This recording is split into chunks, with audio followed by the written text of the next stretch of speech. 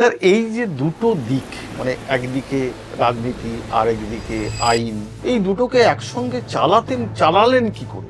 আমার রাজনৈতিক জীবনের লক্ষ্য এবং সংবিধান তার যে চূড়ান্ত পরিণতির লক্ষ্য, এর মধ্যে তো কোনো বিরোধ নেই। এটা বরং পারস্পরিক সহযোগিতার মধ্য দিয়ে এগোতে পারে। এই দুটো লড়াই যদি আমরা পাশাপাশি না করতে পারি, তাহলে মানুষের অধিকার প্রতিষ্ঠিত হবে না। যারা বুলডোজার দিয়ে নির্মমভাবে গরিব মানুষগুলোকে গৃহহীন করছে, তাদের মধ্যে তো কোনো মূল্যবোধ নেই। বাম জামানাতে যখন সানশাইন হয়েছিল অপারেশন, তখন এইভাবেই করা হয়েছিল। বাম আমলে বুলডোজার ছিল না, পুনর্বাসন দেওয়া। আমি বারবার বলছি যে একটা মানুষকে তুমি জীবিকাচ্যুত করো না। মুস্তাফিজুর রহমান আপনাদের এমএলএ বিধায়ককে আপনারা বিধানসভায় পাঠাতে পারলেন, এটা কি আপনাদের কাছে আশার আলো কিছু দেখাচ্ছে আগামী দিনের? বিধানসভা লোকসভায় নির্বাচিত সংখ্যা দিয়ে আশা নিরাশার দোলা ঠিক করা যায় না। আপনি সেটা ঠিক করতে হবে যে দৈনন্দিন মানুষের বেঁচে থাকার প্রয়োজনীয় আন্দোলনের সঙ্গে তুমি কতটা আছো। এখন দেখা যাচ্ছে যে আপনাদের প্রচুর তরুণ সম্প্রদায় উঠে আসছে, ধরুন কলতান, শতরূপ, মীনাক্ষী, দীপশিতা ধরের মতো, এদেরকে নিয়ে কি সত্যি আপনারা স্বপ্ন দেখছেন? স্বপ্ন ওরা দেখে, ওরা দেখায়, স্বপ্ন দেখায় তরুণ প্রজন্ম। অক্রোশ জনতা পার্টি, এরাই কি জেনজি আন্দোলনের মুখ বলছে? দেখুন, কংক্রোচ জনতা পার্টি কি লায়ন জনতা পার্টি, এটা বড় কথা নয়। আজকের ছাত্র সমাজ তারা নিজেদের বঞ্চিত বোধ করছেন। এই মানুষ জেগে যাওয়ার পরিণতি হচ্ছে। দেখে আজকে দিনের পর দিন লড়াইটা কিন্তু বাড়ছে, সব রাজ্যে হচ্ছে। আপনি ব্রাহ্মণের সন্তান, এই যে গরুর মাংস প্রকাশ্যে রাস্তায় দাঁড়িয়ে ওর মানুষ কি খাবে, এটা কি ধর্ম ঠিক করে দেবে? ভাই, আগে গরুর মাংস ব্রাহ্মণরাই খেতেন। কিন্তু আজকের রাজনৈতিক প্রেক্ষাপট তো তাই বলছে। আর হচ্ছে আজকে রাজনীতি যারা বলছেন, যারা আক্রমণ করছেন, তারা আমাদের মধ্যযুগে নিয়ে যেতে চান, তারা আমাদের সামনে এগিয়ে যেতে চান না।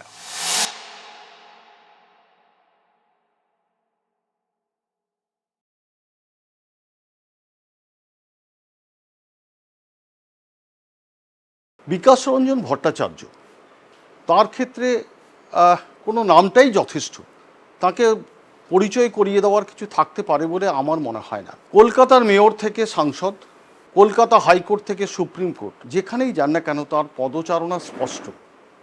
সেই বিকাশ রঞ্জনকে নিয়ে আসুন আমরা কিছুক্ষণের আড্ডায়, গল্পে, বিতর্কে মেতে উঠি।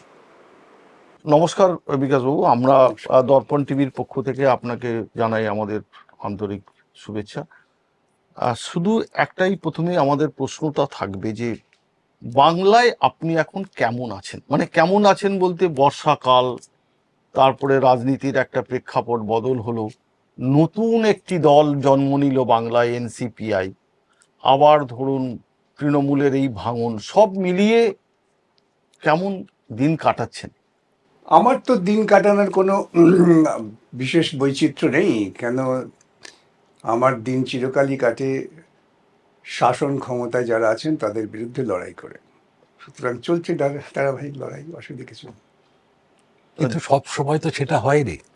মানে যখন 34 বছর বাম জমানা চলেছে, তখন তো আপনি তো শাসনের মধ্যেই ছিলেন। শাসনের মধ্যে থেকেও শাসনকে সঠিক পথে চালাবার জন্য লড়াই করতে হয়। সুতরাং লড়াইটা জারি আছে এবং থাকবে যতক্ষণ দেহে আছে প্রাণ। প্রাণপণে সারাবো পৃথিবীর জঞ্জাল। এই লড়াইটা কার কাছ থেকে শিখলেন? মানে প্রথমে তো একটা মানুষ, আমরা তো দেখে শিখি। দেখুন, এগুলো অনেক ব্যক্তিগত ইস্যু হয়তো হাজির হবে, সেটা আমি ঠিক হাজির করতে চাই না। আমি একটা উদ্বাস্তু পরিবারে জন্মেছিলাম, এটুকুই বলি। আর ছাত্র জীবনে প্রথম কলেজে ভর্তি হওয়ার সঙ্গে সঙ্গে, তখন মনে থাকতে পারে আপনাদের, রাজভবনের মধ্যে বসে ধরমবীর, তিনি একটি সরকারকে পতন ঘটিয়েছিলেন, তার বিরুদ্ধে আন্দোলনে যুক্ত হয়ে জেল খাটা থেকে শুরু, এবং জেলখানার ভেতরে বিভিন্ন বামপন্থী নেতাদের সঙ্গে সংস্পর্শে আসা। আর বিশেষ করে পরবর্তীকালে গণেশ ঘোষের মতো এরকম মহান বিপ্লবী মার্ক্সবাদী নেতা, তার খুব কাছাকাছি থাকার ফলে লড়াইটাই একমাত্র সম্পদ বলে মনে হয়েছে। আপনি মানে এই ওকালতি, মানে অ্যাডভোকেট কিভাবে হলেন? এটাও একটা বলতে পারেন বিভিন্ন ঘটনা পরম্পরা। আমি পাশ টাশ করে এক স্কুলে পড়াতাম, তারপর বিভিন্ন কারণে, সব কারণের মধ্যে যাচ্ছি না, আহ, না সেটা কি, সেই কারণটা কি আপনার ব্যক্তিগত না এমনি? না, সামাজিক পারিপার্শ্বিক, আচ্ছা। ব্যক্তিগত কিছু না, ব্যক্তিগত আমার অসুস্থতায়, তার কিছু না, আচ্ছা সেটা নিয়ে বিশেষ বলার কিছু নেই। তবে গণেশ ঘোষ মশাই আমাকে নিয়ে গিয়েছিলেন অরুণ প্রকাশ চ্যাটার্জির কাছে, যখন জানলেন যে আমি আইন পাশ করেছি, ওকালতি করতে চাই। উনি বললেন ভালো কথা, নিয়েছিলেন, এবং সেই অরুণ প্রকাশ চ্যাটার্জির সহচর্যে, তার পরামর্শে আইন পেশায় অংশগ্রহণ এবং টিকে থাকা। সেটা কোন ইয়ারে সেটা? আমি আইনে পেশায় নথিভুক্ত হয়েছিলাম 78 সালের জুন মাসে, মনে আছে। আচ্ছা, তখন কি হাইকোর্ট নাকি তখন? হাইকোর্ট, সরাসরি হাইকোর্ট। সরাসরি হাইকোর্ট। আচ্ছা, 78, আজকে 2026, প্রায় 50 বছর হতে প্রায় চলে। 50 বছর। আপনার তারা পার্টি দেওয়া উচিত তো। এই আপনাদের সঙ্গে কথাবার্তা হচ্ছে, এটাই ধরে নিচ্ছি পার্টি। স্যার, এই যে দুটো দিক, মানে একদিকে রাজনীতি আর একদিকে আইন, মানে আইনজ্ঞ হিসেবে নিজেকে প্রতিষ্ঠিত করা, এই দুটোকে একসঙ্গে চালালেন কি করে? দুটোরই কিন্তু একই লক্ষ্য। যদি আপনারা ভালো করে বিশ্লেষণ করেন, যে আমাদের সংবিধানটা তো আমরা পেয়েছি একটা লড়াইয়ের মধ্য দিয়ে। হুম। এটা কোনো তো দেবতার কৃপার নয়।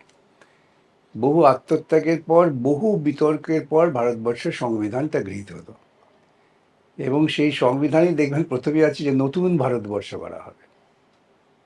দ্বিখণ্ডিত হলো, আমি সেই ইতিহাসে যাচ্ছি না। দ্বিখণ্ডিত হওয়ার পর ভারত, এই যে ভারতে আমরা আছি, এটা নতুন রাষ্ট্র হিসেবে তো জন্ম নিল। হুম। সেই নতুন রাষ্ট্রকে পরিচালনা করবার জন্য তার লক্ষ্য কি, উদ্দেশ্য কি, এটা সংবিধানে খুব পরিষ্কার বলা আছে। এই সংবিধানের মূল লক্ষ্যটাই হচ্ছে কিন্তু সমতা, ব্যক্তি স্বাধীনতা, মানুষের মর্যাদা, এবং চূড়ান্তভাবে ধর্ম নিরপেক্ষতা, যার সঙ্গে মানুষের মর্যাদা যুক্ত। আপনি যেটা মানেন সেটা উনি নাও মানতে পারেন, কিন্তু ওর দায়িত্ব আপনাকে সম্পূর্ণ মর্যাদা দেওয়া, আপনার দায়িত্ব ওকে সম্পূর্ণ মর্যাদা দেওয়া। এটা হচ্ছে ভারতবর্ষের সংবিধানের মূল লক্ষ্য। এবং যদি আপনারা সংবিধানের যখন যে মূল প্রস্তাবনা, যাকে বলে অবজেক্টিভ রেজলিউশন, যেটা পণ্ডিত জওহরলাল নেহরু পেশ করেছিলেন, সেখানে আলোচনায় তিনি কনক্লুশনে বলেছেন যে সমাজতন্ত্রই হচ্ছে আমাদের মূল লক্ষ্য। তাহলে আমার রাজনৈতিক জীবনের লক্ষ্য এবং সংবিধান, তার যে চূড়ান্ত পরিণতির লক্ষ্য, এর মধ্যে তো কোনো বিরোধ নেই। এটা বরং পারস্পরিক সহযোগিতার মধ্য দিয়ে এগোতে পারে। এই ধরুন, আজকেই বাবা বলতে হয়, একটানা সওয়াল করে এলাম যে হকার এবং বস্তিবাসী তাদের অধিকারের জন্য, যে অধিকার সংবিধান আমাদের মতে স্বীকৃতি দিয়েছে, একটি সরকার তারা বুলডোজার দিয়ে মানুষের অধিকার ভেঙে দেওয়ার চেষ্টা করছে। তো এই লড়াই এবং রাস্তার লড়াই, আমি প্রত্যেককে বলি, আমি আমার হকার বন্ধুদের বলি, বস্তিবাসী বন্ধুদের বলি, যে তখন আমার কাছে আসেন যে আপনি আমাদের সঙ্গে থাকুন, আমি না, আদালতটা আমি বুঝে নেবো, কিন্তু আপনাদের রাস্তায় নামতে হবে। সেই এই দুটো লড়াই যদি আমরা পাশাপাশি না করতে পারি, তাহলে মানুষের অধিকার প্রতিষ্ঠিত হবে না। যারা বুলডোজার দিয়ে নির্মমভাবে গরিব মানুষগুলোকে গৃহহীন করছে, তাদের মধ্যে তো কোনো মূল্যবোধ নেই। এখন এই মূল্যবোধহীনতার মধ্য দিয়ে যারা ক্ষমতায় এসেছেন, তারা একটা নির্দিষ্ট গোষ্ঠীর স্বার্থকেই রক্ষা করতে চান। আমার লড়াই তো ঠিক তার বিরুদ্ধে, যেটা সংবিধানও দিয়েছে, আমার রাজনীতিও দিয়েছে। হ্যাঁ, এই যে বলছি যে হকারদের ব্যাপারটা, হ্যাঁ, যে প্রথমেই ভেঙে দাও গুড়িয়ে দাও ব্যাপারটা হয়ে গেল, কেননা মানুষ হাঁটা চলার সুবিধা হবে। হ্যাঁ, সেইটা, এটা তো বাম জামানাতে যখন সানশাইন হয়েছিল অপারেশন, তখন এইভাবেই করা হয়েছিল, কিন্তু পুনর্বাসনের ব্যবস্থা করা হয়েছিল সেখানে। কিন্তু পুনর্বাসনটা কি শুরুতেই হয়েছিল, তারপরে কি বুলডোজার, নাকি বুলডোজার? প্রথম কথা, কতগুলো ভুল ধারণা আমাদের সকলের মনের মধ্যে আছে, হ্যাঁ, পরিষ্কার হওয়া দরকার। বাম আমলে বুলডোজার ছিল না। আচ্ছা, বাম আমলে তাদের পুনর্বাসনের জায়গা দিয়েই তাদের তারপরে উচ্ছেদ সরব। করা হয়েছিল, এবং ফ্লাইওভারটা তৈরি হয়েছে গড়িয়াহাটের। হ্যাঁ, সুতরাং এটার সঙ্গে ওটার তুলনা করাটা বোধহয় ঠিক না। এবং এটা করা মানে হচ্ছে প্রকৃতপক্ষে এদের অপকর্মগুলোকে ঢাকা দেওয়া। সমর্থন করা। হ্যাঁ, হ্যাঁ। আজকে এই ভারতবর্ষের সরকারের প্রাথমিক দায়িত্ব ছিল তো আমাদের তরুণ সমাজকে কর্ম বিনিয়োগের সুযোগ করে দেওয়া। এক্স্যাক্টলি। এটা প্রাথমিক কাজ। মানুষের মাথার উপর ছাদ প্রাথমিক কাজ। আমি রাস্তায়, আমি আপনাকে বলতে পারি আমার মেয়র থাকাকালীন অভিজ্ঞতা, আবার সেই ব্যক্তিগত প্রশ্ন এসে যায়। সেখানে তো আমরা এটা চালু করেছিলাম যে ফুটপাতের 1/3 হকাররা বসবে, 2/3 পথচারীদের জন্য থাকবে। কোনো অসুবিধা হয়নি, কোথাও বিরোধ হয়নি। কোনো পথচারী কি কোথাও বলেছেন যে হকার থাকার জন্য আমার আমরা পথে চলা? চলাফেরা করতে পারছি না, মানুষও কম্প্রোমাইজ করে নেয়। এবং অভ্যেস হয়ে যায় তাদের। দরিদ্র মানুষের কাছে কিন্তু হকাররা হচ্ছে তাদের সহজ এবং কম মূল্যে জিনিস পাওয়ার একটা রাস্তা। হুম। একটা খুব বড় অর্থনীতি যুক্ত খারাপ দেখবেন, একটা ব্র্যান্ডের জামা আপনি কিনবেন, তার দাম হয়তো আপনাকে দিতে হচ্ছে 100 টাকা। সেই গুণমানের জামা কিন্তু দেখবেন বাড়িতে হয়তো আমার মাসি পিসি উদ্বাস্তু ঘরের পরিবাসে বানাচ্ছে, হকার বিক্রি করছে, 80 টাকায় পাচ্ছি। হয়তো আরো কমে হয়। উদাহরণ দিচ্ছি। হ্যাঁ, হ্যাঁ, হ্যাঁ। তাহলে যে মানুষটা পথচারী যাচ্ছেন, তার তো সুবিধা হচ্ছে। এখন এইগুলো আমাকে এইটাই আজকে দীর্ঘ সওয়াল করছিলাম, সংবিধান যেটা দেয় আমাকে পারস্পরিক সুবিধে কোনটা দেখতে হবে হুম। এবং কোনটা বেশি গুরুত্বপূর্ণ। আজকে আপনার মাথার উপর ছাদটা ভেঙে দেওয়া বেশি গুরুত্বপূর্ণ, না যেখানে আছে সেখানে মানুষের হয়তো একটু কষ্ট হচ্ছে, হয়তো গা এলিয়ে যেতে হচ্ছে, কিন্তু সে যায়। এইটা কিন্তু স্যার যদি বলতে হয় তাহলে তো বলতে হবে যে অপারেশন সানশাইনটা তো আপনাদের আমলেই চালু হয়েছিল। আমাদের আমলেই তো, আমি সে কথাই তো বলছি। সেটাই বলছিল। পুনর্বাসন দেওয়া, আমি বারবার বলছি যে একটা মানুষকে তুমি জীবিকাচ্যুত করো না, তার জীবিকাটা বজায় রাখার ব্যবস্থা করে, তার মাথার উপর ছাদের ব্যবস্থা করে তুমি বলো আমার এই জায়গাটা দরকার, আমি রাস্তাটা চওড়া করব, এখান দিয়ে আমি ক্যাডিল্যাক গাড়ি চালাবো, যারা ক্যাডিল্যাক গাড়ি চালাচ্ছেন তাদের সুবিধা হবে। হুম। তুমি যদি ক্যাডিল্যাক গাড়ি চালার সুবিধার কথা ভাবো, তাহলে যে মানুষটা ওখানে বিপণন করছিলেন তাকে একটা ব্যবস্থা দাও। এটা তো সরকারের দায়িত্ব। সরকার তো অভিভাবক। ঠিক। পরিবারে অভিভাবক যেভাবে তার 5টা সন্তান থাকলে যেভাবে তাদের প্রতি নজর দেন, যার একটু বেশি প্রয়োজন তাকে একটু বেশি সুবিধে, যার একটু কম প্রয়োজন তাকে কম সুবিধে, এটা তো স্বাভাবিক। তাই সরকারকে তো সেভাবেই চলতে হবে। স্যার এবার একটু দেখব, মানে একটু অন্য প্রসঙ্গে আসি। মুস্তাফিজুর রহমান মানে একটা 5 বছরের পরে আবার একজন আপনাদের এমএলএ বিধায়ককে আপনারা বিধানসভায় পাঠাতে পারলেন। এটা কি আপনাদের কাছে আশার আলো কিছু দেখাচ্ছে আগামী দিনের? আমি না একটা কথা সবাইকেই বলি, বিধানসভা লোকসভায় নির্বাচিত সংখ্যা দিয়ে আশা নিরাশার দোলা ঠিক করা যায় না। আপনাকে সেটা ঠিক করতে হবে যে দৈনন্দিন মানুষের বেঁচে থাকার প্রয়োজনীয় এই আন্দোলনের সঙ্গে তুমি কতটা আছো। আজকে ধরুন মোদী সরকার তো ভারতবর্ষে প্রচুর টাকা টাকা দিয়ে এমএলএ এমপি কিনে ব্যাপক ক্ষমতা করেছেন। দুদিনের ঘটনায় কি পরিস্থিতি দেওয়া হলো, এক্স্যাক্টলি, ঠিক তাই। তাই না? মানুষের চাহিদাটা, অধিকাংশ সময় মানুষ ভয় ভীতিতে থাকে, তখন আমি ভাবি আমি বেশ আছি। এই ভয় ভীতিটা যখন কাটে তখন বোঝা যাবে আমি বেশ আছি, আমি ক্ষমতার খুব কেন্দ্রবিন্দুতে থেকে আস্ফালন করছি, সে আস্ফালনটা কতটা আস্ফালন যোগ্য সেটা তখন প্রমাণ হয়। বর্তমান পরিস্থিতির পরিপ্রেক্ষিতে আপনাদের সামনের মুহূর্তে মানে সামনের দিনগুলোর কথাটা কি ভাবছেন? আমি প্রত্যেকে শিক্ষার লড়াই, বামফ্রন্ট আমলে যে কতগুলো মৌলিক কাজ হয়েছিল, যে কাজগুলো প্রচার হয় না বা অপপ্রচারের ধাক্কায় ঢাকা পড়ে যায়, অবৈতনিক শিক্ষা, আজকে স্কুলগুলো বন্ধ হয়ে যাচ্ছে। আমার প্রাথমিক কাজ কি পুজোয় টাকা দেওয়া, না স্কুলটাকে চালু রাখা, স্কুলের ব্ল্যাকবোর্ড, ডাস্টার, চক এটা সাপ্লাই করা। তাহলে আমাকে তো বিচার করতে হবে কোনটা বেশি প্রয়োজন। আমরা তো চেয়েছিলাম যে বিশ্ববিদ্যালয়ের স্তর পর্যন্ত অবৈতনিক শিক্ষা হোক। বামফ্রন্ট সরকার যখন ছিল দেখবেন বিভিন্ন বিশ্ববিদ্যালয়ে গবেষণার অনেক উন্নতি হয়েছিল। গরিব ঘরের ছেলেরা পড়াশোনা করতে পারছিল, প্রান্তিক স্তরের ছেলেমেয়েরা লেখাপড়া শিখে উঠে আসছিল, সেটা বন্ধ হয়ে যাচ্ছে। এখন দেখা যাচ্ছে কি, যার বাপের পয়সা আছে সে পড়বে, যার পয়সা নেই সে পড়বে না। এটা আমাদের দৃষ্টিভঙ্গির পার্থক্য, আমরা ওই লড়াইটা করব। গ্রামে যার হাতে বেশি জমি ছিল, আইন করে সিলিং করে দিয়ে অতিরিক্ত জমি আমরা নিয়ে নিয়েছি। দিয়ে কাকে দিয়েছি? যে লোকটা চাষ করে, গরিব মানুষ। কিন্তু যার জমি গেল তার তো অনেক বেশি ক্ষমতা, সে তার বিভিন্ন ক্ষমতা প্রয়োগ করে প্রচার সেটাকে কান্নাকাটি করে সেটাকে পর্দার পেছনে ঠেলে দিয়েছে।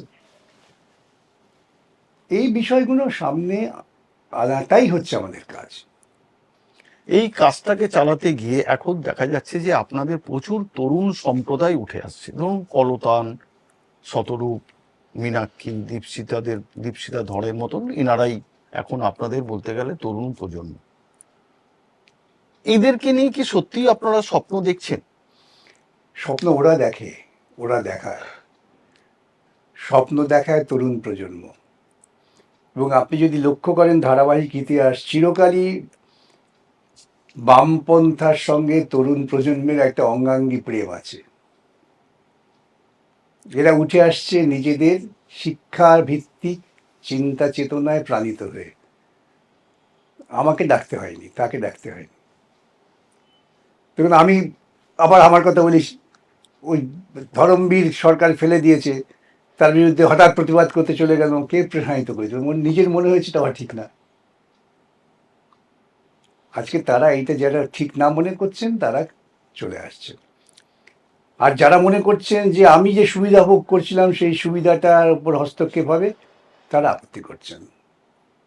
এদের মধ্যে যাদের নাম বললাম, তাদের মধ্যে থেকে যদি আপনাকে মানে এক দুই যদি বাঁচতে বলা হয়, কাকে আপনি এই ধরনের প্রশ্নগুলো না আমি কখনো সমর্থন করি না, কিছু মনে করবেন না। মানে তুলনার কথাটা আমি, হ্যাঁ, সকলেই তার নিজস্ব সামর্থ্য দিয়ে নিজস্ব বুদ্ধিবৃত্তিতে লড়াই করছেন, সকলেই আমার কাছে সমান। কিন্তু এটা এক দুই, এটা স্কুলের ফার্স্ট সেকেন্ড থার্ড নির্ণয় না। এবং শিক্ষাবিদরা, মনস্তাত্ত্বিকবিদরা কিন্তু এই ফার্স্ট সেকেন্ড থার্ড নির্ণয়ের বিরোধিতা করছেন। কিন্তু স্যার, প্রতিকুর রহমান যখন আপনাদের ছেড়ে চলে গেলেন, তখন কিন্তু উনি প্রচুর মানে আপনাদের বলেছিলেন যে এখানে এমন কিছু কিছু নেতা আছেন যারা মানে স্কুইজড করেন, মানে ধরুন ওদেরকে শোষণ করেন। এটা প্রতিকূলের মনে হয়েছে, তিনি চলে গেছেন, তার জন্য তো আমাদের কোনো খারাপ লেগেছে। একটা তরুণ ছেলে তার অধঃপতন হয়েছে এই ভেবে খারাপ লেগেছে। আজকে কোথায় দাঁড়িয়ে প্রতিকূল? আজকে আপনার এতে প্রফেশনে রয়েছে। আমি শুনলাম, আমি দেখিনি, আমাকে গত কয়েকদিন আগে একজন বললেন যে দেখলাম প্রতিকূলে প্রফেশনে আসছে। তো এসে প্রফেশনে ভালো করুক। আচ্ছা আচ্ছা স্যার, সিপিএম সম্পর্কে বলা হয় যে যারা চলে যায় তাদেরকে কোনোদিন আহ্বান করে না, মানে তাদেরকে কোনোদিন ডেকে নেয় না। কিন্তু নির্বাচনের আগে আমরা দেখেছি মানে আপনারাই বলেছেন যে যারা চলে গেছো তোমরা আবার ফিরে আসো, আমরা চাই যে আমরা আবার একসঙ্গে লড়াই করি। এটা তো মনে হয় আচ্ছা, এই তত্ত্বটা আপনাকে কে দিল? আমার একটা মৌলিক প্রশ্ন। না, এই যে তথ্যটা এই না, এই এই ন্যারেটিভগুলো তৈরি করে কিন্তু ধনবাদী মাধ্যম। আপনি যদি বিশ্লেষণ করেন দেখবেন সিপিএম থেকে চলে যায়, সিপিএম তাকে ডাকে না। কে কে ভাবলো ডাকে না? সিপিএম থেকে বা কমিউনিস্ট পার্টি, যে কোনো পার্টি থেকে একজনকে বিতাড়িত করার আগে অনেক চিন্তা ভাবনা, অনেক স্তর পেরোয়। আদর্শগত কারণে কেউ যদি মনে করে আমি আদর্শ মানছি না, সে চলে গেলেন, আবার সে ভুল বুঝে চলেও আসে। কত উদাহরণ দেবো বলুন? আপনাদের মনে আছে নেপালদেব ভট্টাচার্য ফিরে এলেন। এরকম পাড়ায় পাড়ায় বহু ছেলে মেয়ে যারা ভুল করেছিলেন, ভ্রান্ত পথের পথিক হয়েছিলেন, তারা সংশোধন হইতে এসে সিপিএম কি বলছে না দেবো না, তোমার জন্য দরজা খোলা? তা নয়। কিন্তু আমি ধরুন রাজ্য কমিটির সদস্য, সেখান থেকে বিতাড়িত হয়েছিলাম, আমি যখন ফিরবো আবার রাজ্য কমিটিতেই ফিরবো, ওটা হবে না। আবার নিচ থেকে আসতে হবে, আবার প্রতিটা সিঁড়ি ধাপ তোমাকে পেরিয়ে আসতে হবে। একটা বিতর্কিত প্রশ্ন আপনাকে নিয়ে সমাজ মাধ্যমে প্রচুর ছড়িয়েছিল যে আপনি প্রকাশ্যে রাস্তায় দাঁড়িয়ে বলেছিলেন যে আমি গরুর মাংস খাচ্ছি। আপনি ব্রাহ্মণের সন্তান, এই যে গরুর মাংস প্রকাশ্যে রাস্তায় দাঁড়িয়ে খেলেন, এটা কি আহ, কতটা আবেগ না কতটা? এটা কি কোনো চমক? আমি কিছু? শুনুন, এর বহু ব্যাখ্যা আমি দিয়েছি, বোঝা যাচ্ছে যে আমার সে ব্যাখ্যা এখনো সর্বত্র পৌঁছয়নি। আখলেক নামে এক ভদ্রলোকের নাম শুনেছেন? না। যার বাড়িতে ফ্রিজে নাকি গরুর মাংস ছিল, ও, উত্তর উত্তরপ্রদেশ। সেই জন্য তাকে পিটিয়ে মারা হয়েছে। চিটিয়ে মারা। ওই চূড়ান্ত অমানবিক কাজের পাল্টা প্রতিবাদ। কেউ গরুর মাংস খেলো কিংবা গরুর মাংস থাকলো তাতে কিছু যায় আসে না। এবং আমরা অনেকেই ওখানে সেদিনকে গরুর মাংস খেয়ে প্রতিবাদ করেছিলাম, কিন্তু আক্রমণের কেন্দ্রবিন্দু আমি হয়ে গিয়েছিলাম। আমি তাতে খুব গর্বিত। কেন জানেন? তার কারণে যেহেতু আমি ব্রাহ্মণ। কমিউনিস্ট পার্টির সঙ্গে আছি আর আমি ব্রাহ্মণ পরিবারের সন্তান। আমি প্রত্যেককেই বলেছিলাম, ভাই আগে গরুর মাংস ব্রাহ্মণরাই খেতেন, এতে ইতিহাস আছে। আগে সেবার জন্য গরু দান করা হতো। কোন স্তরে এসে এই খাদ্যাভ্যাসটা পাল্টালো? আসলে আমরা অনেকেই, আমাদের সুযোগ হয় না এসব জানার। আপনারা যদি দেখেন, আপনারা নিশ্চয়ই দেখবেন, রাজেন্দ্রলাল মিত্র বলে একজন বিখ্যাত ইন্ডোলজিস্ট, 19বিংশ শতাব্দীর, তার একটা দীর্ঘ গবেষণামূলক বই আছে গরুর মাংস নিয়ে। সুকুমারী ভট্টাচার্য হুম। তিনি লিখেছেন, এমনকি স্বয়ং স্বামী বিবেকানন্দ বলেছিলেন, এটা ঘটনা। গঘ্ন শব্দটা চালু হয়ে গিয়েছিল। অতিথিদের বলা হতো গঘ্ন, কেন এলে এলে বেটা গরুর মাংস খাবে। হ্যাঁ। এবং আরো ইন্টারেস্টিং শুনবেন কিরকম অভিজ্ঞতা হয়। হুম। যেদিনকে এই ঘটনাটা ঘটলো, আমি তো ভাবিনি ঘটনাটা তো প্রচার পাবে। পরের দিন তো প্রচার পেয়ে গেল একবারে হই হই করে। প্রচারের উদ্দেশ্য ছিল এ নয় যে কাজটা ঠিক হয়েছে, প্রচারের উদ্দেশ্য ছিল বেটা বিকাশকে ধরো। আমি খুব বিস্মিত হয়ে গেছিলাম। তখন আমাদের ওই আগেকার সেই টেলিফোন ছিল, কিরিং কিরিং বাজতো। রিং করে করে। এক ভদ্রমহিলা একজন সকালবেলা ফোনে তুললো, আমি ভেবেছি গালাগালি খাওয়ার জন্য প্রস্তুতি। এক ভদ্রমহিলা ফোন করে বললেন, ভাই আমি এক স্কুলের শিক্ষিকা, আমি ফোন করেছি তোমাকে অভিনন্দন জানাবার জন্য। তাহলে কেন? বলছি তুমি যে প্রতিবাদটা করেছো সাহস করে গরুর মাংস খেয়ে, তুমি এতটুকু বিচলিত হবে না। ঠিক এই প্রত্যেকটা শব্দ উনি আমাকে বলেছেন। উনি বললেন, আমি তোমাকে শাস্ত্র থেকে উদাহরণ দিয়ে দেব। বলে তিনি বলেছিলেন, আজও মনে আছে, মহাভারতের অনুশাসন পর্বে এটা রয়েছে। যুধিষ্ঠিরকে কি বলা হয়েছিল, কি বলেছিলেন ভীষ্ম। আসলে এটা হচ্ছে হিন্দুত্ববাদী একটা চিন্তা, যে আমরা উচ্চবর্ণ, আমরা ভিন্ন। এটা কখন চালু হলো? যখন চাষাবাদের কার্যক্রমটা মানুষ শিখলো, চাষ করতে শুরু করলো। চাষ করতে গরু লাগতো, গরু বলদ। বদল। তখন দেখলি এদের যদি সংরক্ষণ না করা হয় তাহলে চাষ হবে না। হুম। এই যে কৃষিভিত্তিক সভ্যতা বিকাশের সঙ্গে সঙ্গে এই অনুশাসনটা চালু করা হলো। তা গরিব মানুষ তো তা করতে পারবে না। গরিব মানুষ দলিতরা তো ঘুরে ঘুরে বেড়ায় বিভিন্ন জায়গায়, তাদের যেটা সহজে শিকার করা যায় সেটা শিকার করে তার মাংস খেতেন। যখন ব্রাহ্মণরা বলে আমরা ভিন্ন, সেই জন্য আমরা গরুর মাংস খাবো। এই ধারাবাহিক ইতিহাসগুলো জানতে হবে। আর তাছাড়া ভুলেও যান না, কোন মানুষ কি খাবে এটা কি ধর্ম ঠিক করে দেবে? কিন্তু আজকের রাজনৈতিক প্রেক্ষাপট তো তাই তার বলছে। হচ্ছে আজকে রাজনীতি যারা বলছেন, যারা আক্রমণ করছেন, তারা আমাদের মধ্যযুগে নিয়ে যেতে চান, তারা আমাদের সামনে এগিয়ে যেতে চান না। এবারের ঈদে দেখা গেল যে গরু মানে হত্যা করা চলবে না, এই যে ফতোয়া জারি হলো, একটা সম্প্রদায়কে কোণঠাসা করা হলো।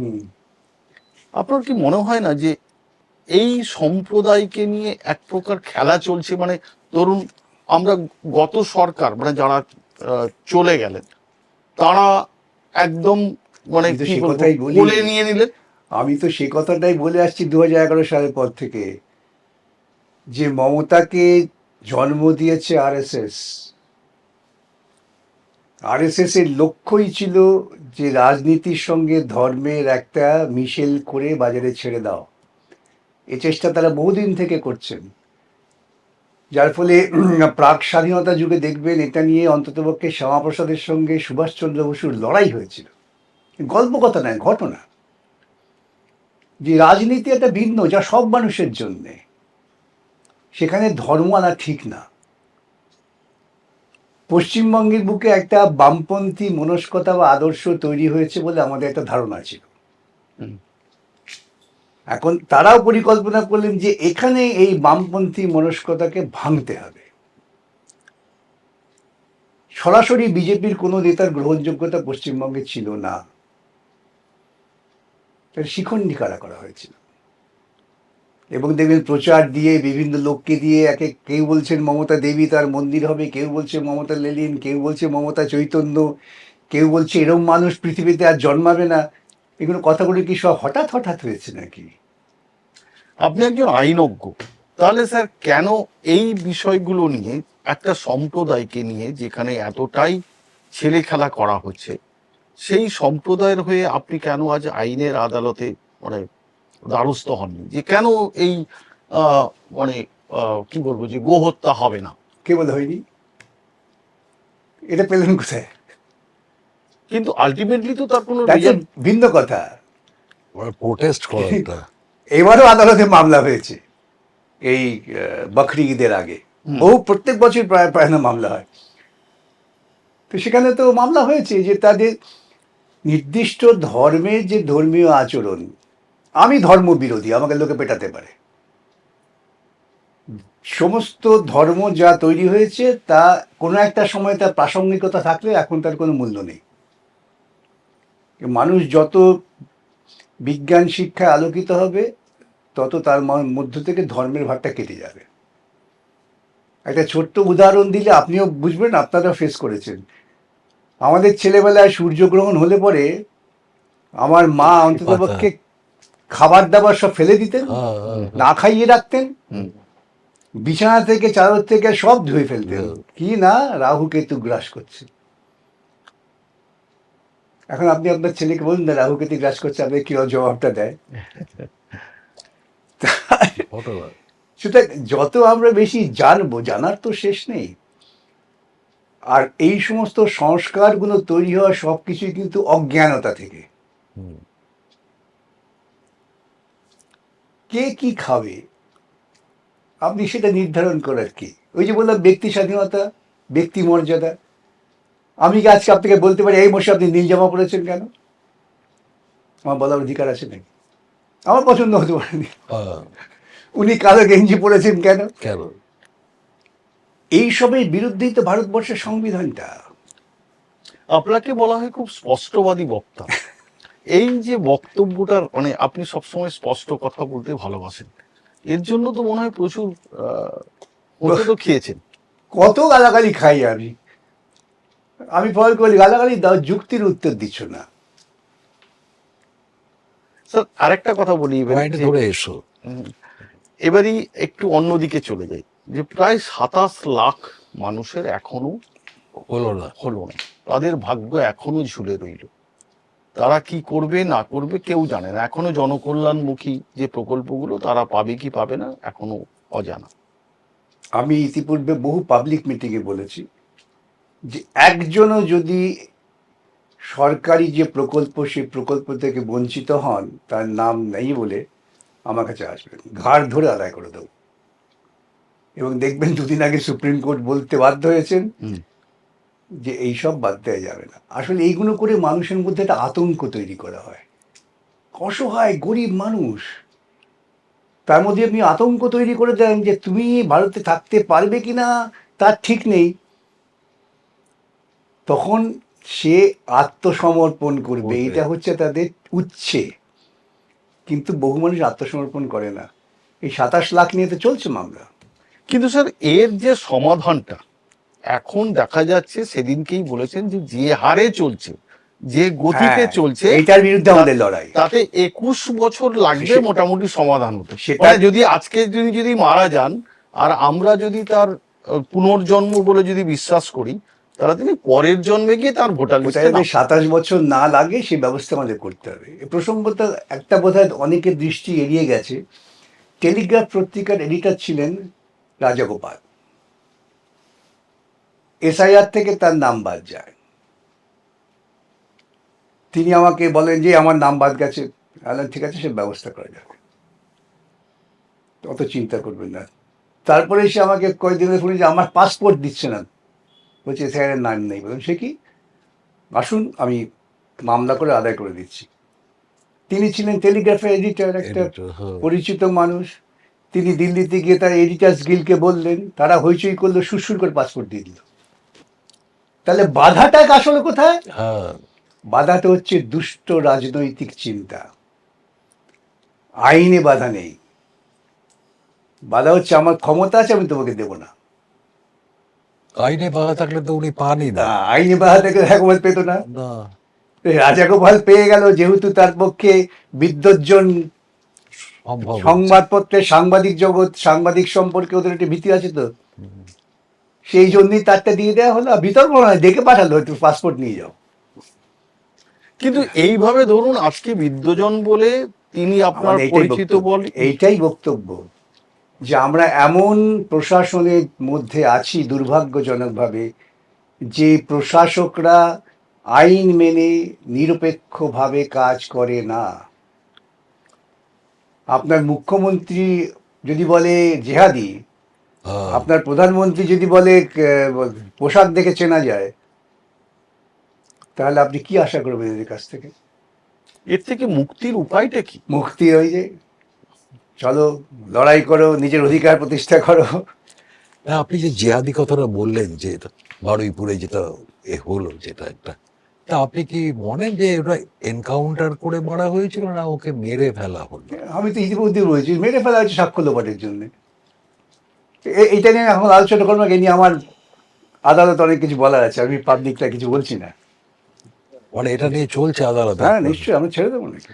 স্যার এইবার যদি একটু বিতর্কে যদি যাই, আপনি কমিউনিস্ট, আপনি বামপন্থ আন্দোলনের সঙ্গে যুক্ত এবং বামপন্থীকে আপনি ভালোবেসে এসেছেন, কিন্তু আমরা দেখলাম সম্প্রতি আপনি দেবরাজের মামলাটা আপনি অ্যাকসেপ্ট করলেন, দেবরাজ অদিতি মুন্সির মামলাটা। এটা কি আপনার মতো আইনজ্ঞের কাছে কি এটা কি মানুষ আশা করতে পারে? এটাই হচ্ছে আপনাদের ভুল ধারণা। হ্যাঁ।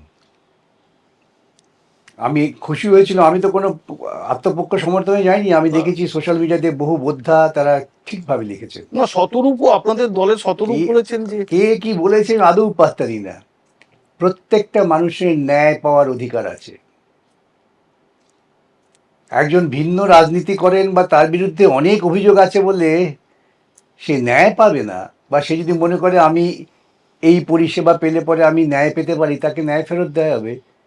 এটা শুধু বামপন্থা বিরোধী না, সাধারণ বোধ বুদ্ধি যুক্তি বিরোধী চিন্তা। কিন্তু যার হয়ে আপনি লড়লেন তাকে হয়তো সাময়িক আপনি একটা রক্ষা আমাদের কবচ কাজই তাই, দিয়েছিলেন। আমাদের কাজই তাই। আমরা তো লড়াই করি যে তুমি আইনের পথে চলো। কিন্তু স্যার তিনি তো এখন দেখা যাচ্ছে তিনি তো একটা তো মানে একটা বড়, সেই জন্যই তার বিরুদ্ধে ব্যবস্থা হচ্ছে। আমরা তো কেউ বলিনি একবারও আদালতে যে ওর বিরুদ্ধে ব্যবস্থা নিও না। আপনি কি তাহলে আইন। এই সময় তার কাছে দাঁড়াবেন না? সে যে আসে দাঁড়াবো। একটু ভুল করেন, আইনজীবী আর ডাক্তারের কাছে কিন্তু লোকে পরিষেবা নিতে আসে। আইনজীবী দরজায় দরজায় ঘোরে না, সে পশারি নয়, মানুষ বিপদে পড়লে তার কাছে আসে। কিন্তু আপনাদের মতন আইনজ্ঞদের কাছে তো তারাই মানে বিচার আশা করে যে যারা দোষী প্রকৃত, আপনারা তো দেখলেই বুঝতে পারেন, না, তাদের কাছে অন্তত এই ধারণাগুলো খুব ভুল, খুব ভুল ধারণা আপনাদের। আমি সাম্প্রতিককালে বলি, কয়েকদিন আগে, মাস দুই আগে লোয়ার কোর্ট ফাঁসির সাজা দিয়ে দিয়েছিল। হুম। হাইকোর্ট থেকে সেটা খালাস করে দেওয়া হয়েছে।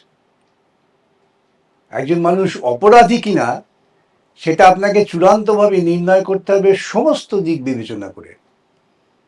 তারপর যদি সে অপরাধী হয় তার সাজা হবে।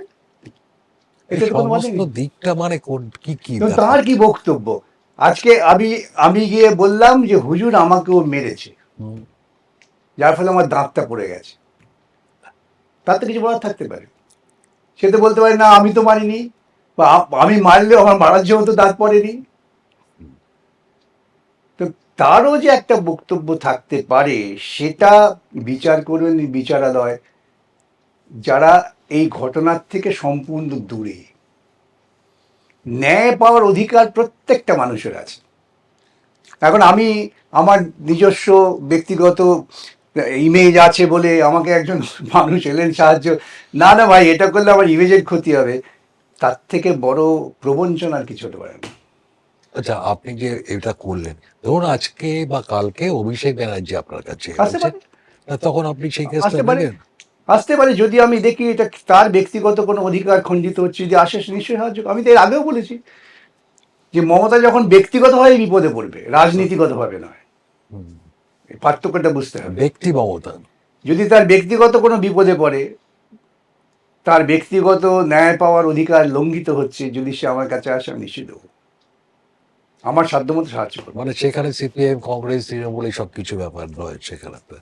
কিন্তু আপনার পার্টির লোকেরাই আপনার এই এই ব্যাপারে দেখুন, খুব পার্টির ভালো। লোকেরা তো এই সমাজ থেকেই আসছে, হ্যাঁ, অবভিয়াসলি। তো তাদেরও তো এই সমাজে বন্ধু বান্ধব বলছে, সে সেটুকু ভাবার চিন্তা করছে না, ওইটা শুনেই তারা একটা রিয়াকশন দিয়ে দিচ্ছে।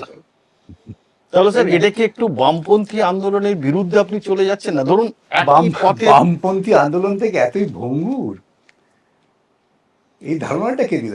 বরং আমি যা করেছি তা আগামী দিনে দীর্ঘস্থায়ী বামপন্থী আন্দোলনের পক্ষে যাবে।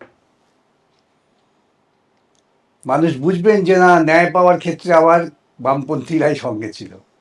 এভাবে বামপন্থী আন্দোলন ওইভাবে বিচার হয় না।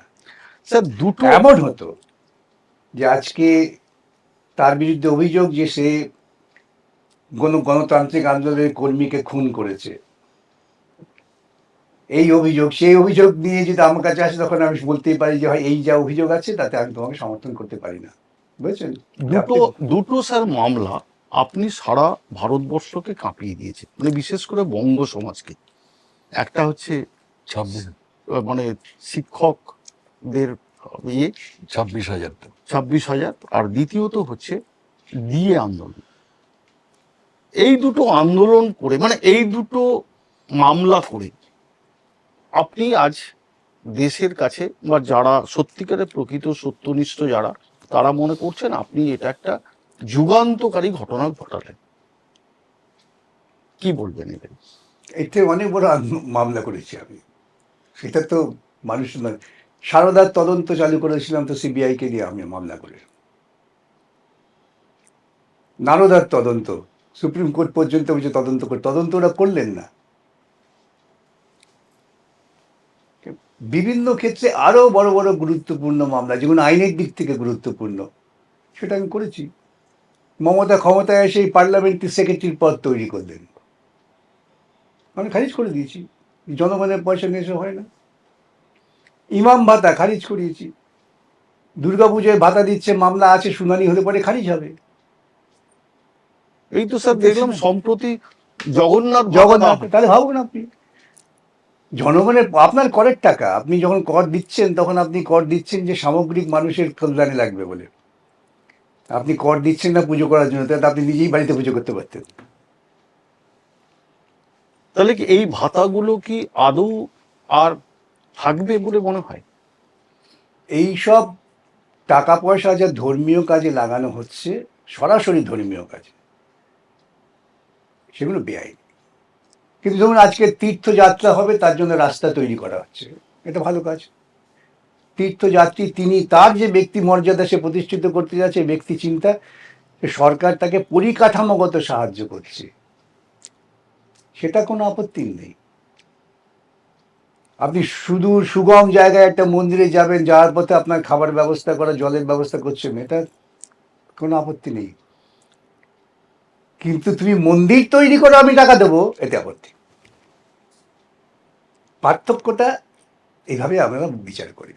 স্যার দেখুন, আপনি আজ শিক্ষক, মানে যদি 26,000 শিক্ষককে এক কলমে তাদের চাকরি চলে গেছে, মানে চলে যাবে, আগস্টেই ওদের শেষ, আপনি কি মনে করেন না যে এরা কি সম্পূর্ণ দোষী রাজনৈতিক প্রেক্ষাপটে? এরা তো একটা মুশকিল মানে কি জানেন তো? মানে পুতুল, খেলার পুতুল। আমি তো সে কথাই বলেছি, যে এমন একটা রাজনৈতিক সরকারকে তোমরা জন্ম দিয়েছো যে সরকার দুর্নীতি করছে, আর দুর্নীতির শিকার তো হচ্ছে তোমরা।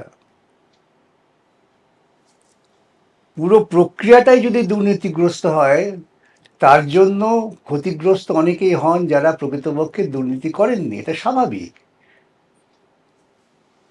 কিন্তু দু চারজন ক্ষতিগ্রস্ত হবেন বলে আমি দুর্নীতিমূলক প্রক্রিয়াটাকেই সমর্থন করে যাব, এর থেকে বড় অপরাধ তো হতে পারে। কিন্তু স্যার যেখানে আমরা দেখেছিলাম ওই যে শিক্ষক আন্দোলন নিয়ে বা শিক্ষকদের যেটা চাকরি যাওয়া নিয়ে, যে কিছু মানুষকে টেম্পারিং করেছেন, এটা একদম পরিষ্কার, কিন্তু সবাই তো নয়। কিন্তু ঘটনাটা হলো সবাইকেই এক পংক্তি কে নয় দেওয়া হলো। প্রমাণ করবেন কি করে? না, একটা তো প্রমাণ হয়েছিল 5,000 প্লাস যারা সাদা খাতা জমা দিয়েছিল, বাকিরা সেটা এই যে গোটা প্রসেস এক দুর্নীতিগ্রস্ত। হ্যাঁ, একটা process কারখানা থেকে মালটা বেরোচ্ছে 36টা পুরো মাল, মালটাই আপনি কি করে ঠিক করবেন কে ভালো কি মন্দ?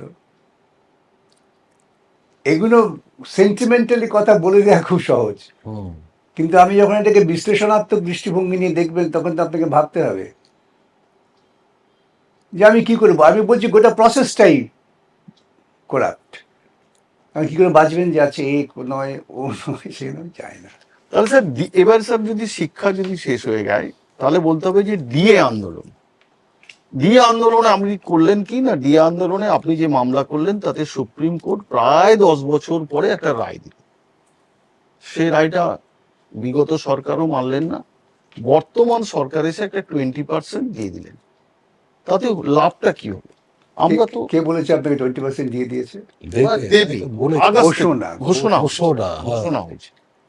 সুপ্রিম কোর্টের রায় মানতে বাধ্য হবে, শুধু এইটুকুই বললাম। সুপ্রিম কোর্টের রায় প্রত্যেকে মানতে বাধ্য। কালকে আমি মন্ত্রী ছিলাম, আজকে আমি মন্ত্রী নেই, আমি মানবো না, হয় না। মানবে সরকার। সরকার একটা প্রতিষ্ঠান, মন্ত্রীরা গেলেও সরকার থাকে। এই কতগুলো ভুল ধারণা আমাদের মধ্যে তৈরি করে দেওয়া হয়।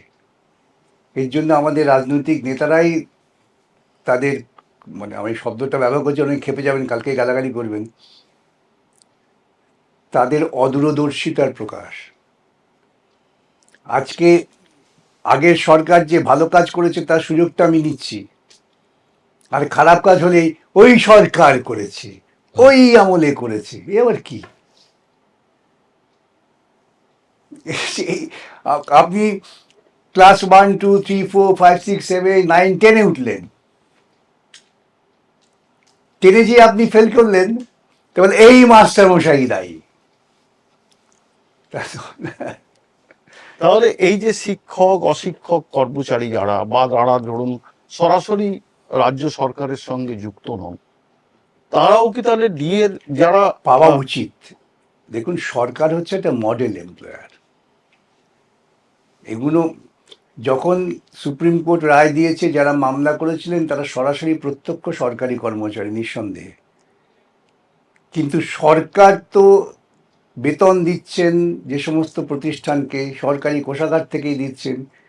আর ডিএ তো সবার ক্ষেত্রে, ডিএ মানে কি জিনিসপত্রের দাম বাড়ছে সেই অনুযায়ী তাকে মিলে, তো সেটা সরকারের কর্মচারীরা পাবেন, আর যারা সরকার সরাসরি কর্মচারী নন তারা পাবেন না। এই চিন্তা তো কোনো সরকারের পক্ষে করা উচিত না। স্যার এই নিয়ে কি কোনো মামলা কি দেখুন, আপনার? মামলা তো আমি করি না, আচ্ছা মামলাকারীরা আসেন, আমরা আইনের সাহায্য দিই। আচ্ছা, এটা এক ভুল ধারণা আছে, যা অনেক বলে কে আপনি মামলা করেছেন। মামলা মামলা না, কখনোই না। মামলা করেছেন যারা ন্যায় বিচার চাইছেন, তারা আমাকে ভাড়া করেছেন, আমি তাদের হয়ে লড়াই করছি।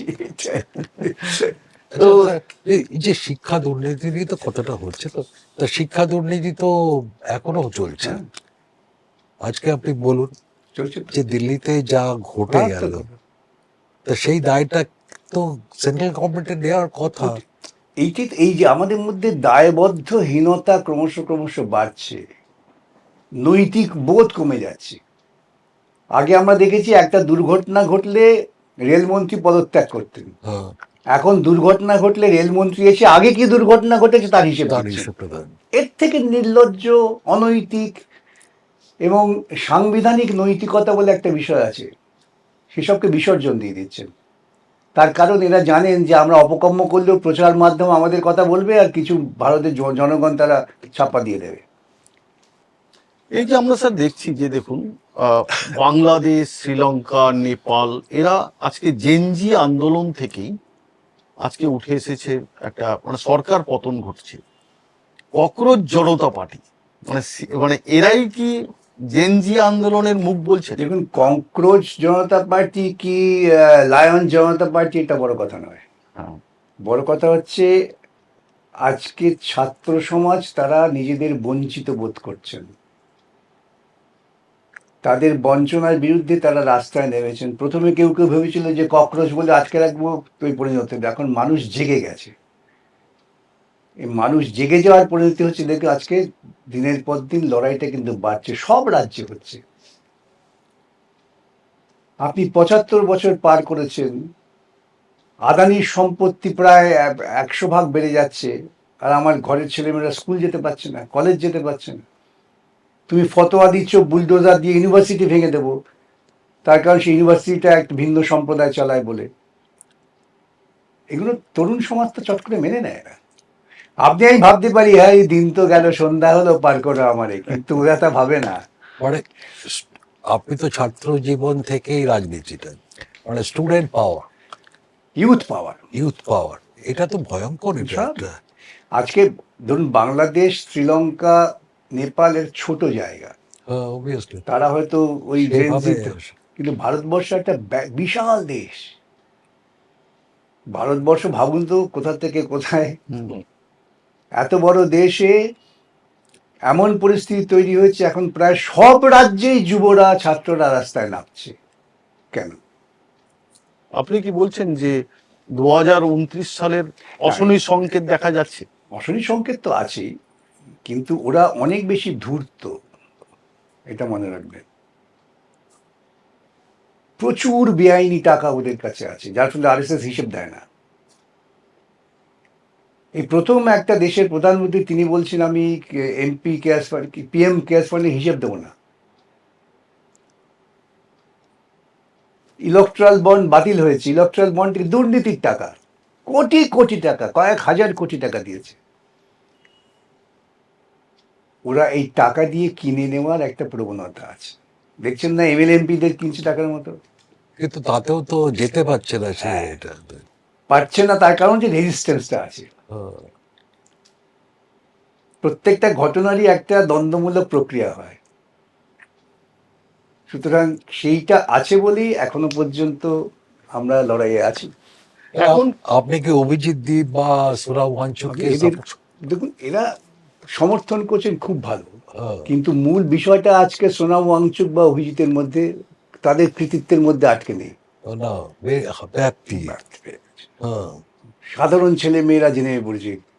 আজকে দেখলাম তো পাশের বিভিন্ন গ্রাম থেকে কৃষকেরা একসময় গোটা দিল্লিকে 1 বছর ঘিরে রেখেছিল, আজকে দেখছি তারা তাদের ট্রাক্টর গরু নিয়ে দলে দলে লোক দিল্লি চলে আসছে। এই যে দেখা যায় যে প্রধানমন্ত্রী কোনোদিন কোনো রিয়াকশন দেন না, কোনো সাংবাদিক সম্মেলন করেন না, যেটা নিউজিল্যান্ডে গিয়েও এবারই সফরে প্রশ্ন উঠেছে, অস্ট্রেলিয়া গেছিলেন সেখানেও প্রশ্ন তুলেছে সাংবাদিকরা। এটা কি মনে হয় না যে ভারতবর্ষের একজন প্রধানমন্ত্রী সাংবাদিক সম্মেলন করবেন না? এটা কি? দেখুন, আমি বহুবার বলেছি, এই জন্য আমাকে লোকে গাল দেয়, মানে ওদের গোষ্ঠী। ভারতবর্ষের এত বড় অসম্মাননা ইতিপূর্বে কোনো প্রধানমন্ত্রী করেননি। প্রত্যেকটা ঘটনা যদি আপনি বিশ্লেষণ করে দেখেন, আজকে আমি সাংবাদিকদের মুখোমুখি হচ্ছি না, আমি বক্তৃতা করতে গেলে টেলিপ্রম্পটার ছাড়া বক্তৃতা করতে পারছি না, আমি পাগলের মতো কথা বলছি, a+b² অমুক তমুক বলে। কি অস্ট্রেলিয়া তুমি 7+1 18, আমারও 7+1 18, কি প্রধানমন্ত্রীর কথা। সেই জন্য আজকে বিশ্বে যারা স্বাধীন চেতা সাংবাদিক তারা হাসাহাসি করছেন, কে অসম্মানিত হচ্ছে? ভারতবর্ষ। আমি হাউডি ট্রাম্প নাকি হাউডি মোদি আর নমস্তে ট্রাম্প করলাম। একটা দেশের প্রধানমন্ত্রী অন্য দেশের রাষ্ট্রপতির হয়ে প্রচার করবেন, এটা কি সম্মাননা বলে নাকি? এই যে মোদির সঙ্গে ট্রাম্পের বলা হয় নাকি দারুণ বন্ধুত্ব, আপনি কিছু বন্ধুত্বের আঁচ পাচ্ছেন? দেখুন, একটা পুঁজিবাদী দেশ বা সাম্রাজ্যবাদী দেশ, সে যা করবে তার সাম্রাজ্য বিস্তারের জন্য, তার বন্ধুত্ব বলে কিছু হয় না। মোদিকে নিয়ে তো ট্রাম্প হাসাহাসি করছে। এটা কেমন হয়, একটা দেশের রাষ্ট্রপতি, একটা দেশের প্রধানমন্ত্রী, 126 কোটি দেশের প্রধানমন্ত্রীকে বলছে ও দেখতে খুব সুন্দর। এগুলো কলেজ জীবনে হয়, ওই জায়গায় উঠে হয় না। এটাই। এই যে মানে আপনার যদি এটা বলা হয় যে আপনি সব সময় কি বলবো যে একদিক থেকে আহ, বিরোধী মানে একদম প্রতিবাদী কণ্ঠ, আর একদিকে এই যে বিকাশবাবু একটা জিনিস জানতে চাইছি যে বর্তমান পরিপ্রেক্ষিতে, বর্তমান রাজনৈতিক পরিপ্রেক্ষিতে আপনি শুভেন্দু অধিকারীকে মুখ্যমন্ত্রী হিসাবে কিভাবে দেখছেন? আমি ইতিমধ্যে বলে দিয়েছি, শুভেন্দুবাবু তৃণমূলের মন্ত্রী ছিলেন, হুম। তৃণমূলের নেতা ছিলেন। শুভেন্দুবাবু তৃণমূলে থাকাকালীন তিনি গর্ব করে বলতেন, আমি একদিনে সিপিআইএম এর 500 পার্টি অফিস পুড়িয়ে দিয়েছি। তিনি আজকে ক্ষমতায় এসেছেন, এসে তিনি মানুষের মধ্যে ঐক্য তৈরি করার পরিবর্তে যে সমস্ত কথাবার্তা বলছেন, তা মানুষের মধ্যে বিভাজন তৈরি করছে। মুখ্যমন্ত্রী, রাষ্ট্রপতি এরা কিন্তু সংবিধানের মাথায় থাকছেন, তাকে সাংবিধানিক মূল্যবোধটা বুঝতে হবে। আচ্ছা, ইন্ডিয়া জোট কি বাংলায় তুলে ধরা সম্ভব? আমি কেন্দ্রের কথা বলছিলাম। প্রত্যেকটা রাজ্যের একটা বৈশিষ্ট্য আছে, তাতে ধারাবাহিক রাজনৈতিক ইতিহাস আছে। সেই জন্যেই সব জায়গায় সব রাজ্যেই একরকমভাবে কাজ হবে সেটা সম্ভব না, কেন ভারতবর্ষ একটা বৈচিত্র্যপূর্ণ মহাদেশ বলা যেতে পারে। হুম। সেই জন্য আমাদের সংবিধানে বলা আছে India, that is Bharat, is union of states. এই কথাগুলো গুরুত্ব আছে, ওয়ান কান্ট্রি বলা হয়নি, ইউনিয়ন অফ স্টেটস।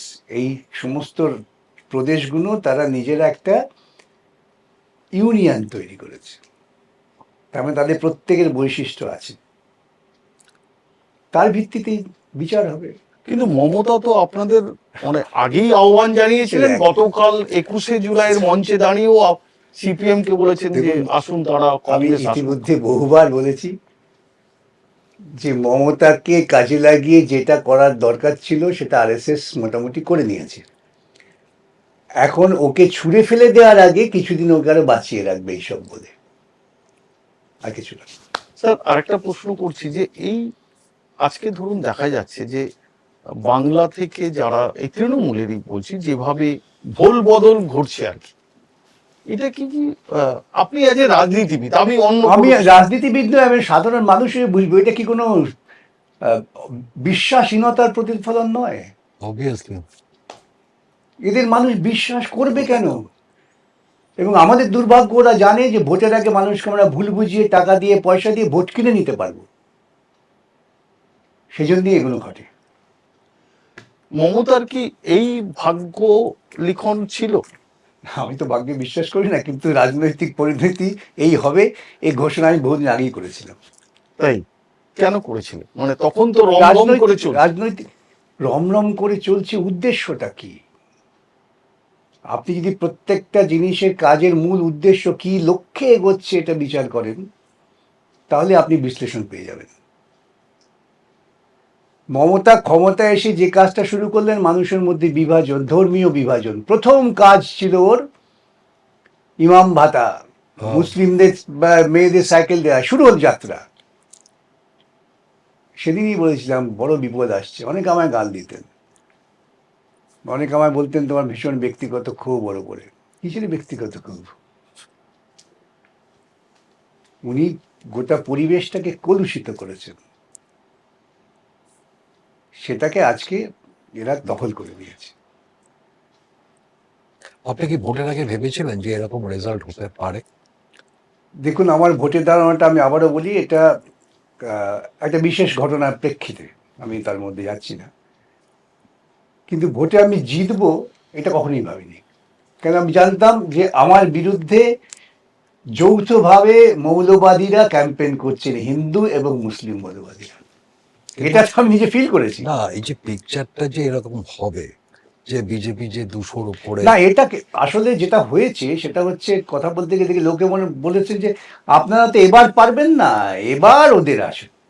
মানে এই ন্যারেটিভটা তৈরি, আপনি সকাল সন্ধ্যেবেলা টেলিভিশন খুললে যে কোনো চ্যানেলে দেখবেন যে তৃণমূল বিজেপি, তৃণমূল বিজেপি, ধারণাটা তৈরি করা হয়েছে যে এই দুটোই আছে।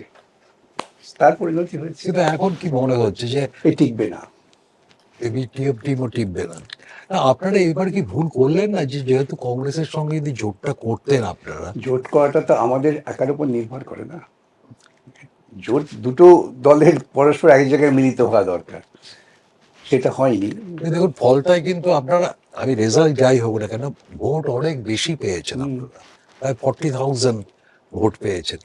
যে এবার যদি ইলেকশন হয়, তা টিএমসির যে ভোটটা, মানে আমি বলতে চাইছি যে মুসলিম যে ভোটটা আছে, প্রায় 33% ভোট আছে, সেই ভোটটা মনে হয় না আপনাদের দিকে চলে আসবে?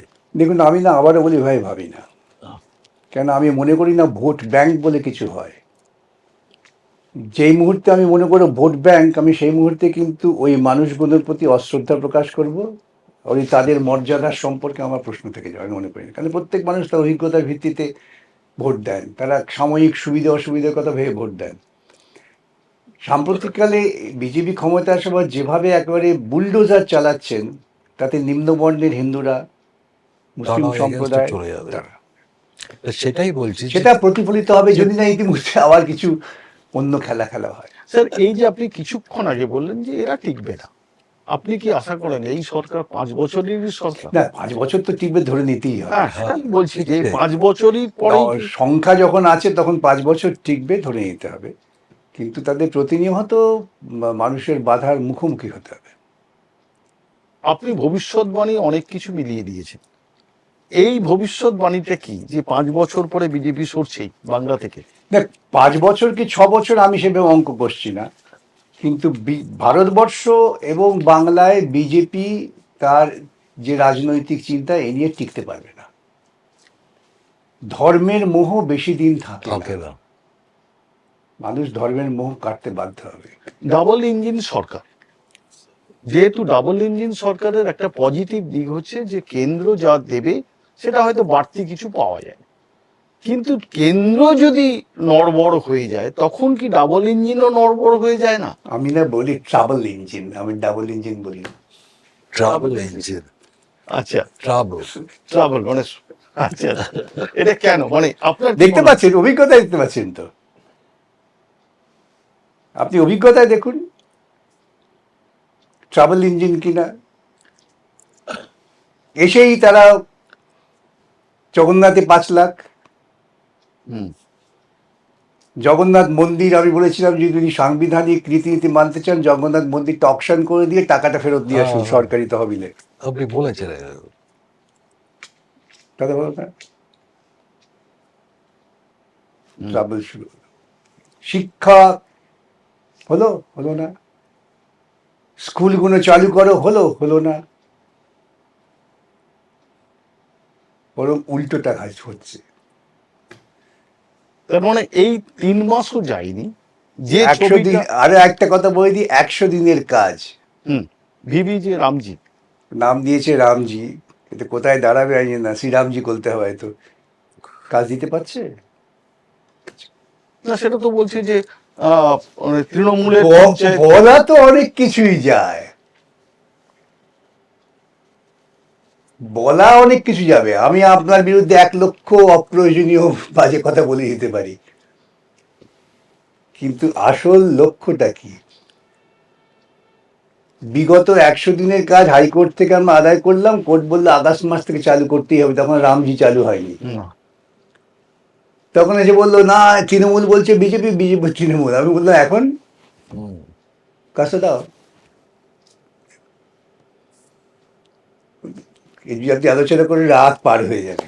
স্যার এবারে একটু অন্য দিকে চলে যাই, মানে একদমই অন্য দিকে। আপনি খেলাধুলো ভালোবাসেন? পাশাপাশি খেলাধুলো ভালোবাসি না এমন লোক আছে নাকি? খেলতেন? এই যে পাড়ার খেলা, পাড়ার এই খেলা, যে, কেমন না? মানে সে ফুটবল অবশ্য। হ্যাঁ, ফুটবল, ফুটবল, ডাঙ্গুলি এইসব খেলতাম। আপনার যদি প্রিয় খেলা বলা হয় কি? না, ফুটবল আমার মতে সবচেয়ে ভালো খেলা। তাই? এতে ওয়ার্ল্ড কাপ দেখলেন? এবার দেখতে পারিনি, এত মাঝরাতে সব হয়েছিল। আচ্ছা, তো এই যে মেসি মানে লাস্ট ম্যাচটা আর জিততে পারলো না, কি বলবেন? খেলা না, এইটাই হচ্ছে একটা বৈশিষ্ট্য। এবং দেখবেন এবার স্পেনে তুলনামূলক তরুণ খেলোয়াড় অনেক বেশি। বেশি ছিল। মেসির স্কিল কেউ কম্পিট করতে পারবে না, এটা কোনো সন্দেহ নেই। কিন্তু ফুটবলটা ইন্ডিভিজুয়াল স্কিলের উপর বেশিক্ষণ চলে না। ফুটবল একটা গেম, টিম গেম। সেই টিম গেমে ওরা, বাচ্চা ছেলেরা ওদের হারিয়ে দিয়েছে। আপনি হয়তো পেলের খেলা দেখেননি, কিন্তু মারাদোনার খেলা মারা দেখেছি, দেখেছেন। তাও রাত জেগে দেখতাম। রাত জেগে দেখেছেন, আর মেসির খেলাও দেখেছেন। এই আমি যদি তুলনায় আনতে চাই যে মারাদোনা মেসি আপনার কাছে কোনটা বেশি? দেখুন, আমি একটা কথা বলি, এভাবে তো তুলনা হয় না। প্রত্যেকটা সময়ের কিন্তু অনেক একটা বিবর্তন হয়। কিন্তু মারাদোনা খেলা যা আমরা দেখেছি, মেসির স্কিল আছে, রোনাল্ডোরও স্কিল আছে, কিন্তু মারাদোনা ওয়াজ ডিফারেন্ট। ওই ছোট্ট চেহারা নিয়ে ভাবুন তো। না, আপনি মারাদোনার ভক্ত। হ্যাঁ, আর ক্রিকেটের যদি ভক্ত বলা হয় তাহলে কার কার ভক্ত? আমার বাংলার ছেলে। বাংলার ছিল সৌরভ গাঙ্গুলি। সৌরভ গাঙ্গুলি তো দেশের কথা বললেন। দেশের, হ্যাঁ, মানে সৌরভ গাঙ্গুলির কথা যদি না, বলেন, দেশের নিশ্চয়ই, দেশের খেলোয়াড়দের অনেকের খেলে, যারা আমি যাদের দেখেছি মাঠে, হ্যাঁ। হুম, সেক্ষেত্রে আমার তো গাভাস্কারকে মনে হয়েছে ইজ মোস্ট ব্যালেন্সড প্লেয়ার। সবাই প্রাক্তনরা, মানে যারা একটু বয়স্ক, তারা তাদের অতীতকে টেনে আনেন যে ওরাই ভালো ছিল। দৃষ্টান্ত তো, ওটা দেখে একটা মাপকাঠি ঠিক করতে হয়। এই মাপকাঠিটা হচ্ছে অতীতে কে আছে তাকে দেখে ঠিক করা।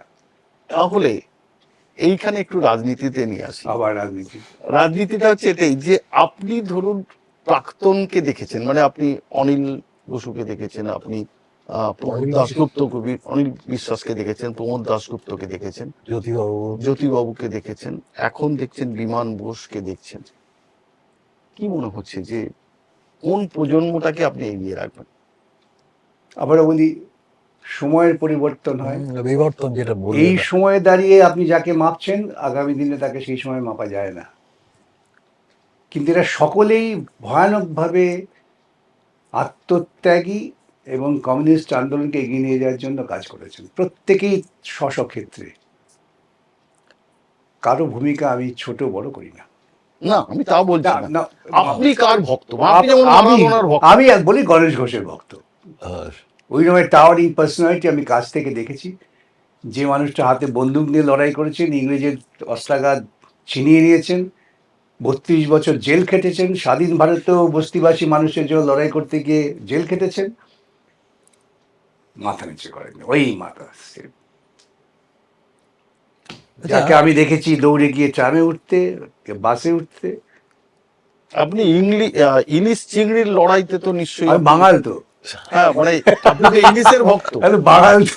আপনি তো ইলিশের ভক্ত তাহলে। আমি মাছের ভক্ত খুব। তাই? এমনি অনেক মজার গল্প আছে, আর বলবো না। না, একটা কিছু টাচি গল্প দিন, যে গল্পটা আপনার না, কাছে। দেখুন, এটা ইতিপূর্বে সংবাদপত্র বেরিয়েছিল। আমি ফিশারম্যান কোঅপারেটিভ মামলা করি মানুষ, তাদের ওই বাম সরকার এসে তাদের রাইট দিয়েছিল, সেটা কেড়ে নেওয়ার জন্য মামলা হচ্ছে। তো একজন বৃদ্ধ ফিশারম্যান কোঅপারেটিভের তিনি আসতেন। তো স্বভাবতই মানুষ পয়সা করে দিতে পারবে না। তো আমার ক্লার্করা ছিল ওর পেছনে লাগতেন, হ্যাঁ আপনি পয়সা করে দিচ্ছেন না, মামলা করবেন না দাদা। তো উনি হয় দেখুন, আমি তো বলেছি না খুশি করে দেবো, ওরা কিছুতেই বিশ্বাস করে না। আমি দেখুন দাদা, বুড়ো মানুষও পেছন লেগে ওরা মামলা জিতে গেছেন। তখন আমি এই টালিগঞ্জে ওই বাঙালপাড়ায় থাকতাম। একদিন ভোরবেলা দরজায় খটখট করছে, উঠে দেখি মাছটা ঝুলিয়ে রেখেছেন। দেখি আরে মাছ বলেছিলাম খুশি করে দেবো। এবং কতটা ভালোবাসা বলছেন যে প্রথম ওরা বোধহয় মাঝরাতের দিকে জাল ফেলে, ভোর রাতে যে মাছটা উঠেছে বড় মাছ, সেটা নিয়ে উনি ট্রেনে করে চলে এসছেন। এই ভালোবাসা। সুতরাং এই গল্পটা এর আগে বলেছি। আরেকটা গল্প বলতে হয়, যেমন গল্পের মধ্যে আছি, গরিব কৃষকের মামলা করেছিলাম। বর্গাদার তো উচ্ছেদ হয়ে যাচ্ছে, সভাপতি তাতে পয়সা দিতে পারে না, সম্ভাবনা উচিত না। তো মামাটালে জেতার পর একদিন তিনি আমার বাড়িতে এলেন, এক কাঁদি কলা, 4টে ডিম, আর কি সব সবজি টবজি নিয়ে। আর ওই ওরা ভালো করেন গুড়, নলেন গুড়ের নারকোল দিয়ে একটা সন্দেশ মতো করেন, চমৎকার নিয়ে এসছেন। তো এইসব দিয়েছেন। তখন আমার স্ত্রী বললেন, গরিব মানুষ এসছে, ওনাকে কিছু পয়সা দাও। তো কাছাকাছি ফিসফিস করে গলেও শুনতে পায়। ভদ্রলোক, আমি আজও বলতে কান্না পেয়ে যায়। বসছিলেন চেয়ারের উপর, দুটো পা তুলে বসছিলেন। তাই আমি বললাম, তখন বলছেন, বাবু পয়সাটা বুঝলেন, ভালোবাসা বুঝলেন না। ও এ আমার জীবনের চরম শিক্ষা। একটা গরিব মানুষ কতটা ভালোবাসা থাকলে, তাহলে এই ভালোবাসা নিয়েই আপনি আশা করি থাকতে চান। এই নিয়েই আছে। ধন্যবাদ, অসংখ্য ধন্যবাদ যে আপনি আমাদের সঙ্গে এতক্ষণ সময় কাটালেন। দর্পণ টিভির পক্ষ থেকে আপনাকে নমস্কার, আমাদের নমস্কার। নমস্কার। দর্পণ টিভির পরিসংখ্যান বলছে আপনারা যারা আমাদের এই অনুষ্ঠান দেখেন তাদের মধ্যে 97% মানুষ কিন্তু সাবস্ক্রাইব করেননি। আমরা তাদের কাছে অনুরোধ করছি আমাদের এই অনুষ্ঠান দেখে যেমন সাবস্ক্রাইব করুন, তেমনি আমাদেরকে উৎসাহিত করবার জন্য আপনাদের মতামতও জানান, যাতে আমরা নতুন নতুন কিছু কন্টেন্ট আপনাদের সামনে তুলে ধরতে পারি এবং যে কন্টেন্ট দেখে আপনারা যেমন একদিকে আনন্দ পাবেন, অন্যদিকে আবার আপনারা আমাদেরকে সমালোচনার সামনেও দাঁড় করিয়ে দেবেন। আশা করি আমাদের এই মতামত বা আমাদের এই অনুরোধ আপনারা রাখবেন।